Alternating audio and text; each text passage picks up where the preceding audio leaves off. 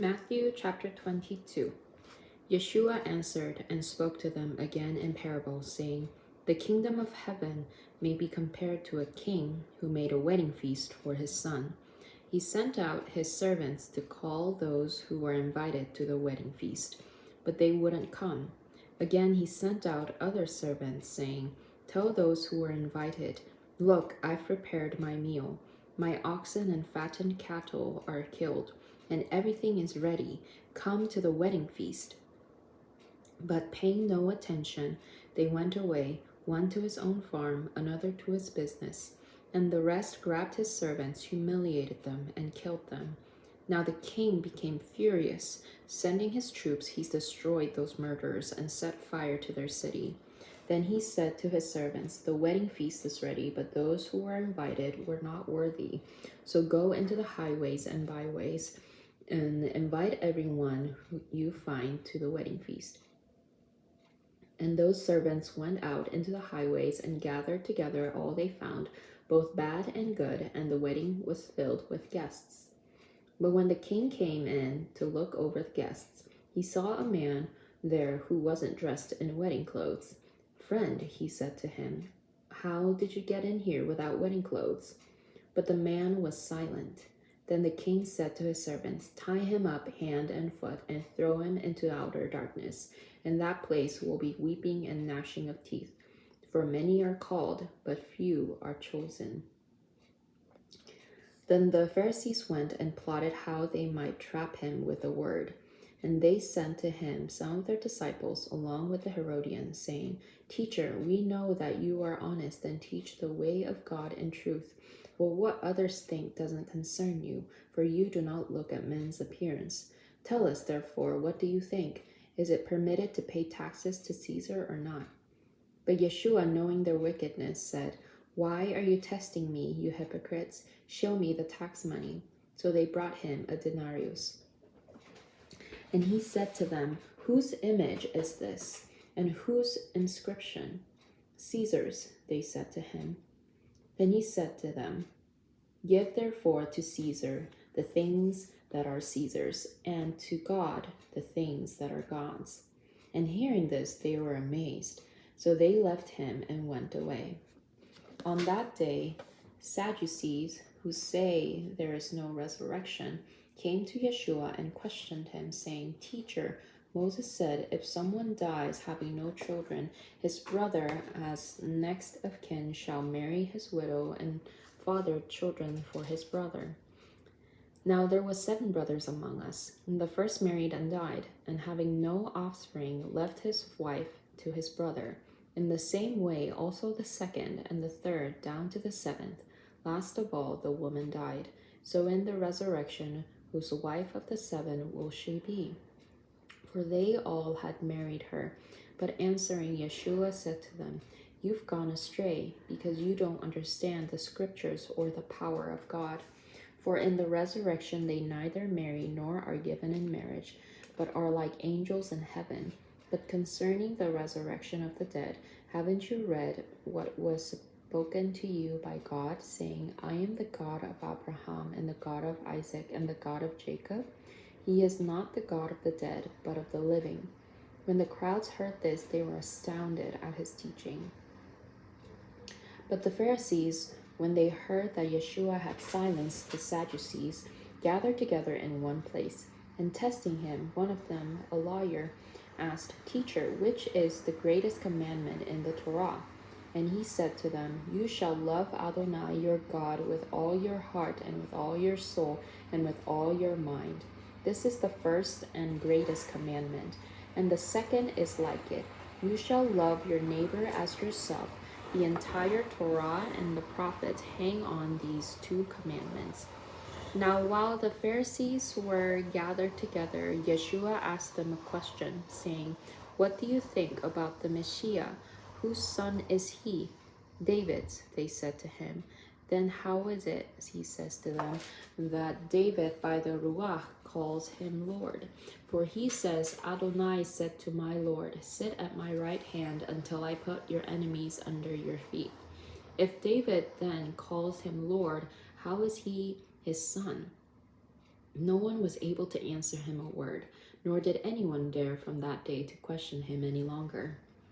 Chapter 23. Then Yeshua spoke to the crowds and to his disciples, saying, The Torah scholars and Pharisees sit on the seat of Moses, so whatever they tell you, do and observe. But don't do what they do, for what they say they do not do. They tie up heavy loads hard to carry and lay them on man's shoulders, but them themselves aren't willing to lift a finger to move them. All their works they do to be noticed by men. They make their tefillin wide and their tzitzit long. They love the place of honor at feast, the best seats in the synagogues, greetings in the marketplaces, and to be called rabbi by men. But you are not to be called rabbi, for one is your teacher, and you are all brothers. And call no man on earth your father, for one is your Father who is in heaven. Nor are you to be called teachers, for one is your teacher, the Messiah. But the greatest among you shall be your servant. Whoever exalts himself shall be humbled, and whoever humbles himself shall be exalted. But woe to you, Torah scholars and Pharisees, hypocrites, for you shut people out of the kingdom of heaven. For you do not enter yourselves, nor do you let those enter who are trying to go in. Woe to you, Torah scholars and Pharisees, hypocrites, for you travel over land and sea to make one convert, and when he becomes one, you make him twice as much a son of Gehenna as yourself. Woe to you, blind guides! You say, whoever swears by the temple, it is nothing, but whoever swears by the gold of the temple, he is obligated. O fools and blind ones, which is greater, the gold or the temple that made the gold holy? And you say, whoever swears by the altar, it is nothing, but whoever swears by the offering on it, he is obligated. O blind ones, which is greater, the offering or the altar that makes the offering holy? Therefore, whoever swears by the altar swears both by the altar and everything on it. And whoever swears by the temple swears both by the temple and by him who dwells in it. And whoever swears by heaven swears both by the throne of God and by him who sits on it. Woe to you, Torah scholars and Pharisees, hypocrites! You tithe mint and dill and cumin, yet you have neglected the weightier matters of Torah, justice and mercy and faithfulness. It is necessary to do these things without neglecting the others. O blind guides, straining out a gnat while swallowing a camel. Woe to you, Torah scholars and Pharisees, hypocrites! You clean the outside of the cup and dish, but inside they are full of greed and uncontrolled desire. O blind Pharisee, first clean the inside of the cup and dish, so that the outside may become clean as well. Woe to you, Torah scholars and Pharisees, hypocrites! For you are like whitewashed tombs, which look beautiful on the outside, but inside are full of dead men's bones and everything unclean. In the same way, you appear righteous to men on the outside, but are full of hypocrisy and lawlessness. Woe to you, Torah scholars and Pharisees and hypocrites! You build tombs for the prophets and decorate the monuments of the tzaddikim.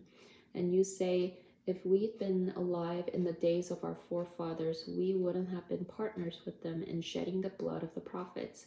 So you testify against yourself that you are sons of those who murdered the prophets. Fill up then the measure of your fathers. O snakes, you brood of vipers, how will you escape the condemnation of Gehenna? Because of this, behold, I'm sending you prophets and wise men and Torah scholars. Some of them you will kill and execute at the stake, and some of them you will scourge in your synagogues and persecute from city to city. And so upon you shall come all the righteous blood shed on earth, from the blood of righteous Abel to the blood of Zechariah son of Berechiah, whom you murdered between the temple and the altar. Amen, I tell you, all these things will come upon this generation. O Jerusalem, Jerusalem, who kills the prophets and stones those sent to her. How often I long to gather your children together as a hen gathers her chicks under her wings, but you are not willing. Look, your house is left to you desolate. For I tell you, you will never see me again until you say, Baruch haba b'shem Adonai. Blessed is he who comes in the name of the Lord. Chapter 24. Now when Yeshua went out and was going away from the temple, his disciples came up to point out to him the temple buildings. Don't you see all these? He responded to them. Amen, I tell you, not one stone will be left here on top of another. Everyone will be torn down. As he was sitting on the Mount of Olives, the disciples came to him privately, saying, Tell us, when will these things happen? What will be the sign of your coming and of the end of the age? Yeshua answered them, Be careful that no one leads you astray, for many will come in my name, saying, I am the Messiah, and will lead many astray. You will hear of wars and rumors of wars. See that you are not alarmed, for this must happen, but it is not yet the end. For nation will rise up against nation, and kingdom against kingdom, and there will be famines and earthquakes in various places. But all these things are only the beginning of birth pains. Then they will hand you over to persecution and will kill you. You will be hated by all the nations because of my name. And then many will fall away and will betray one another and hate one another. Many false prophets will arise and lead many astray, because lawlessness will multiply and the love of many will grow cold. But the one who endures to the end will be saved. This good news of the kingdom shall be proclaimed in the whole world as a testimony to all the nations, and then the end will come. So when you see the abomination of desolation, which was spoken of through Daniel the prophet, standing in the holy place, let the reader understand. Then those in Judea must flee to the mountains. The one on the roof must not go down to take what is in his house, and the one in the field must not turn back to get his coat. Woe to those who are pregnant and to those who are nursing babies in those days. Pray that your escape will not happen in winter or on Shabbat, for then there will be great trouble, such as had not happened since the beginning of the world until now, nor ever will. And unless those days were cut short, no one will be delivered. But for the sake of the chosen, those days will be cut short. Then if anyone says to you, Look, here's the Messiah, or there he is, do not believe it. For false messiahs and false prophets will rise up and show great signs and wonders so as to lead astray, if possible, even the chosen. See, I have told you beforehand. So if they say to you, Look, he is in the wilderness, do not go out. Or look, he is in the inner rooms, do not believe it. For just as lightning comes from the east and flashes as far as the west, so also will be the coming of the Son of Man. For whoever the carcass is, there the vultures will gather.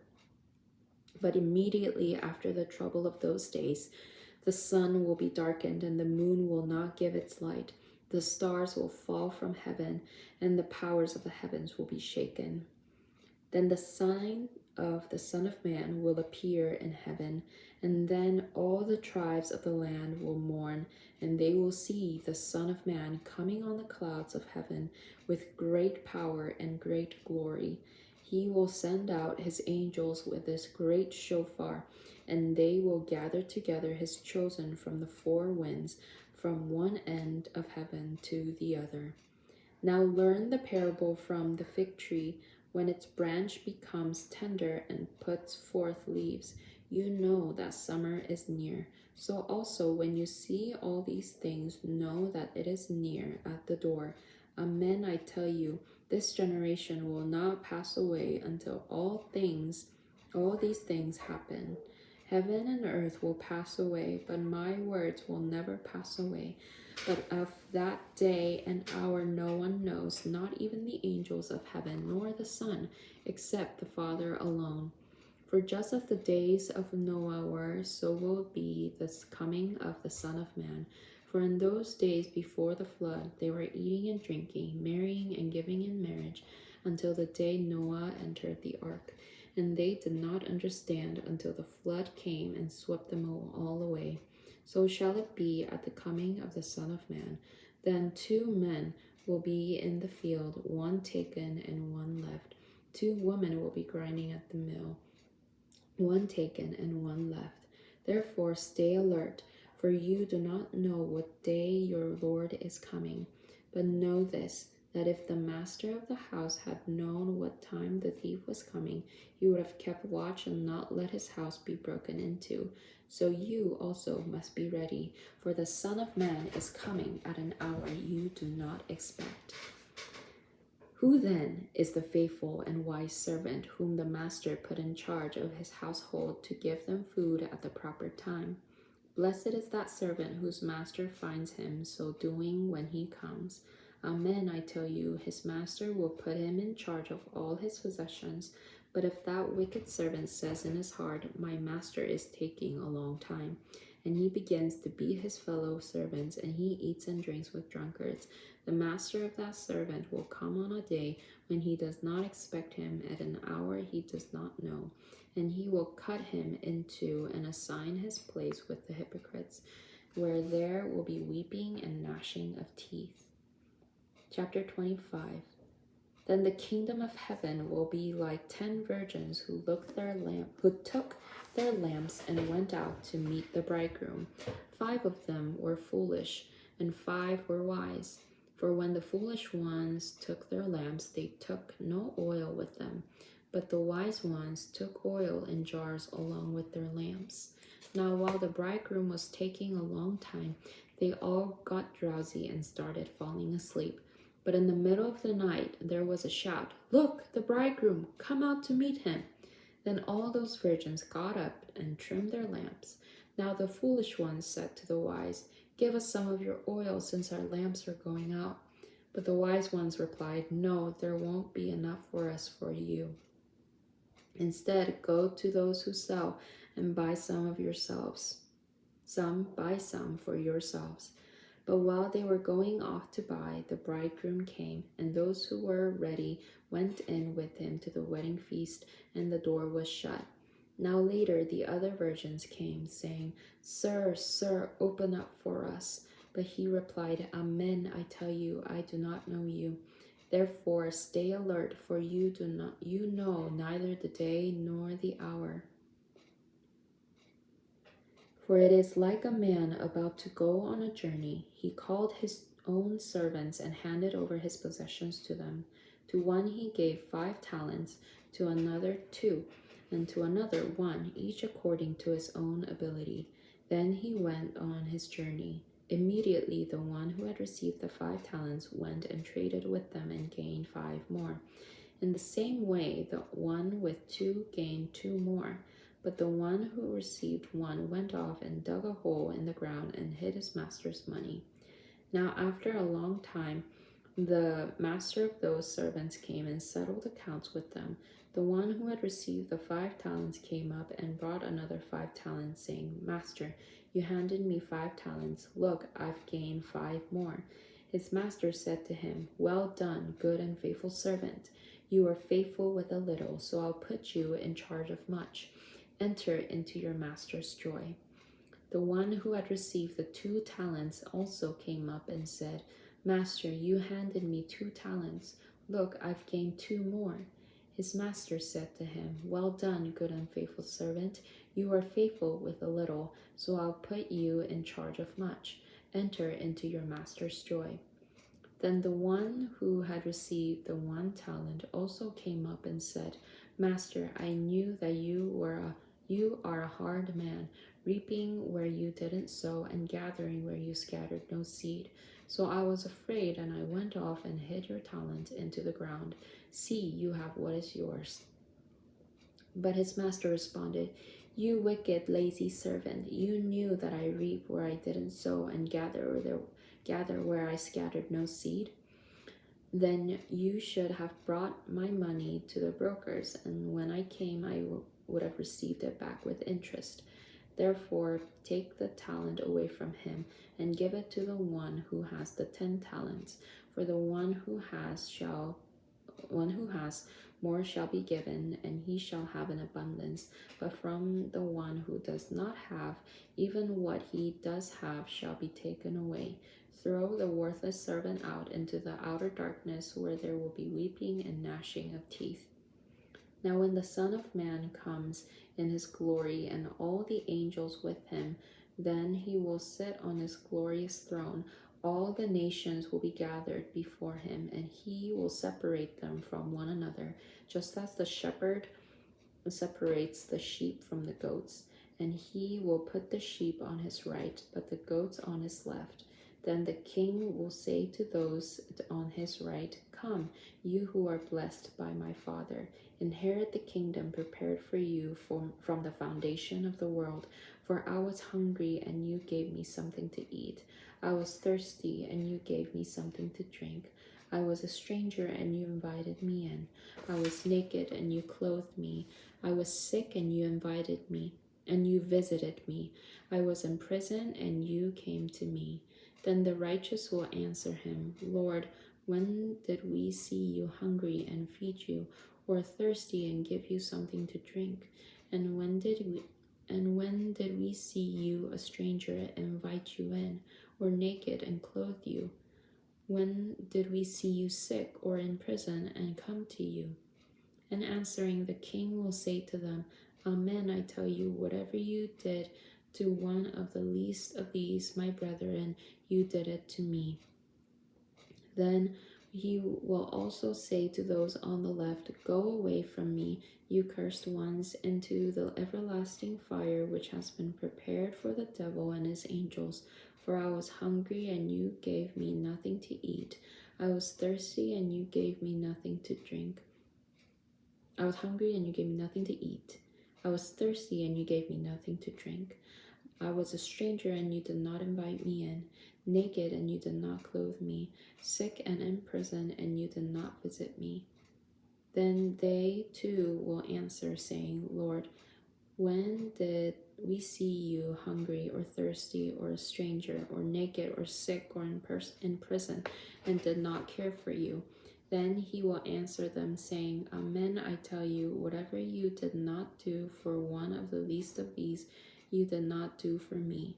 These shall go off to everlasting punishment, but the righteous into everlasting life.